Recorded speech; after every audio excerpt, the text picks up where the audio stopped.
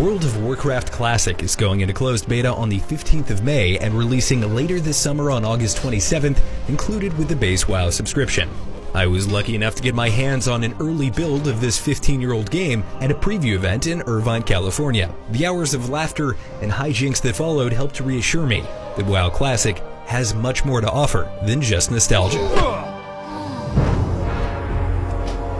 World of Warcraft Classic is a faithful recreation of the illustrious MMO as it existed in patch 1.12, circa 2006. There are a few modern amenities, like a somewhat enhanced suite of graphics options, modern server architecture, and access to Battle.net social features, but otherwise, what's here is as true as possible to the more than decade-old source material. From a graphical and technical fidelity standpoint, there can be no question that retail WoW is superior. The combat is flashier, boss mechanics are more pronounced, and the quests are more intricate.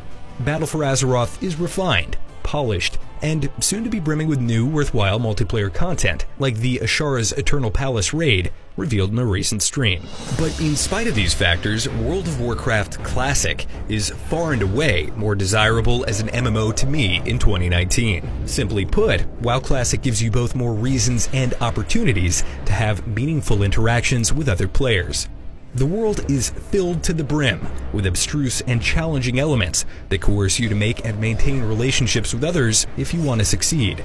This multiplayer-first motif is evident in class design, where a low-level warrior must enlist the aid of a healer to survive the most basic of combat encounters. It's evident in traversal, where lengthy travel times can be reduced by a mage's portal or a warlock's summoning ritual. But most of all, it's evident in the unified single-shard ecosystem, where your experience is directly affected by the choices of other players. Some players, like the infamous orc rogue Angui, may choose to hinder you, others might choose to help.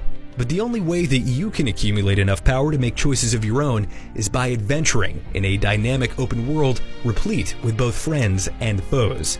In Classic, this mysterious and sprawling environment cannot be circumvented on the back of a flying mount or through the use of matchmaking or phasing. Part of the journey of running a dungeon is getting to the dungeon in the first place, which can prove to be an adventure in and of itself. During the preview event, I joined up with a group in Stranglethorn Vale, and we decided to run the beloved and nostalgic Scarlet Monastery Armory.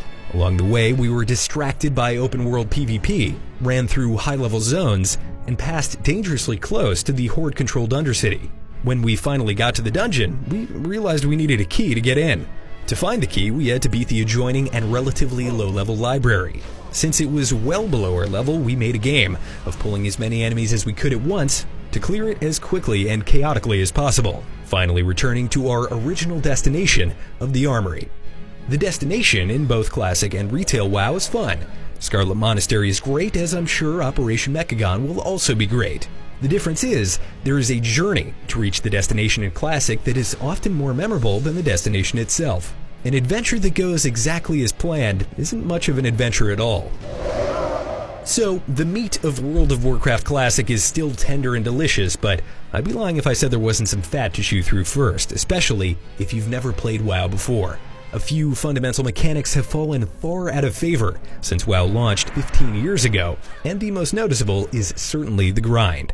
Yes, there are undoubtedly emergent moments of brilliance afforded by its obscure eccentricities, but frankly, a lot of what makes hitting the level cap such an achievement in Classic is the sheer amount of time you'll spend with its boring and repetitive quests.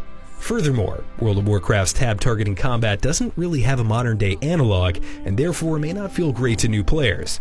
As a WoW veteran, I was overjoyed to see that blinking out of danger or popping ice block moments before death felt snappy and responsive, but it takes a long time to accumulate enough spells to make these interesting moment-to-moment decisions. Even seasoned veterans may still be surprised by the absence of 13 years of quality of life improvements.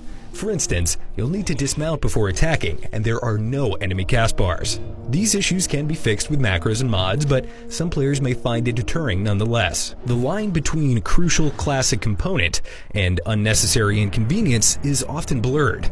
I'd imagine that most players wouldn't object to the inclusion of BFA's group listing tool, but it would come along with trade-offs, no matter how small. Perhaps the constant LFG spam and trade chat makes a city feel more alive, and maybe players are more inclined to make lasting friendships when good teammates are hard to find.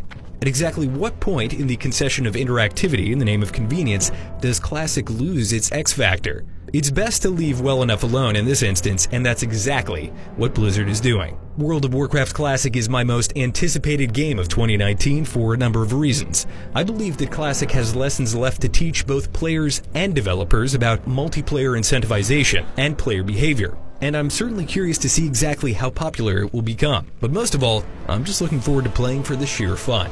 If you enjoyed the video, shoot me a follow on Twitter @ThugandDuggan. And for all things World of Warcraft Classic, keep it right here on IGN.